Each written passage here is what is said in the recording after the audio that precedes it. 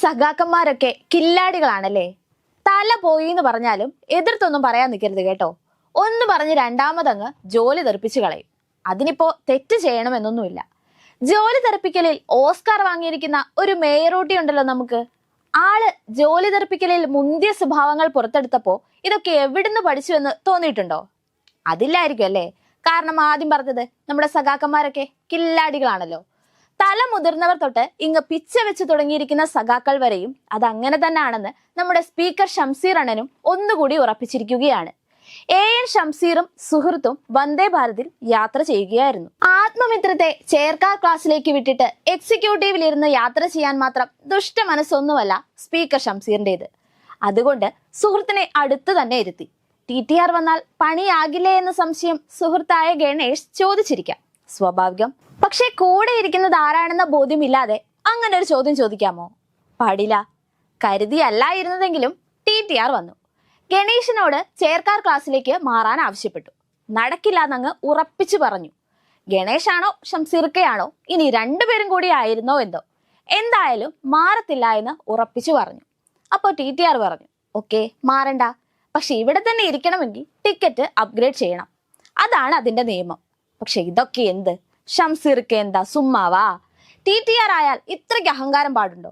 അങ്ങനാണേൽ മാറത്തുമില്ല, ticket അപ്ഗ്രേഡും ചെയ്യത്തില്ല എന്നങ്ങ് ഉറപ്പിച്ചു പറഞ്ഞു. ചില സ്ഥാനമാനങ്ങൾ ഒഴിയാതെ കസേരയിൽ പിടിമുറുക്കിയിരിക്കുന്നവരെ പോലെ ഗണേഷും അവിടെ അങ്ങനെ ഇരുന്നു. എല്ലാവരും സഖാക്കളെ പോലെ അല്ല എന്ന് തെളിയിക്കണമെന്ന് TTRനും ഉണ്ടായിരുന്നിരിക്കണം. കോട്ടയത്തെത്തിയതോടെ വീണ്ടും തർക്കമായി. ഷംസീർക്ക കാര്യമായി ഇടപെട്ടു. ഭരണത്തിലിരിക്കുന്ന പാർട്ടിയുടെ കൊമ്പത്തുള്ള സ്പീക്കർ എമാനോട് രാഷ്ട്രീയം കളിക്കാൻ നോക്കുന്നുവെന്നായി ഇരുവരും. അതിവിടെ ഈ കേരളത്തിൽ നടപ്പിലാക്കൂലെന്ന് TTRന് പറഞ്ഞു കൊടുത്തു ഷംസീർക്ക. മാത്രമല്ല മേലാൽ ഇത് ആവർത്തിക്കാതിരിക്കാൻ ജോലിയിൽ നിന്ന് തന്നെ പുറത്താക്കുകയും ചെയ്തു. എന്താ ഒരു ആവേശം എന്ന് നോക്കണേ.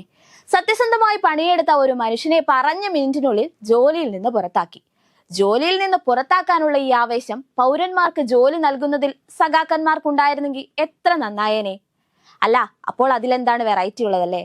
എന്നാൽ ആ വെറൈറ്റി അത്രയ്ക്ക് അങ്ങ് താല്പര്യമില്ലാത്ത SRMU തിരുവനന്തപുരം ഡിവിഷൻ മാനേജർക്ക് പരാതി നൽകിയതിനെ തുടർന്ന് TTA റെയിൽവേ തിരിച്ചെടുത്തു. സ്പീക്കറുടെ അഭ്യാസം റെയിൽവേയുടെ അടുത്തെടുക്കാൻ ഇന്ത്യൻ റെയിൽവേ കേരള ഭരണപക്ഷത്തിന് എഴുതി കൊടുത്തിട്ടില്ല എന്നാണല്ലോ നമുക്കുള്ള വിവരം. അതങ്ങനെ തന്നെ നടന്നു.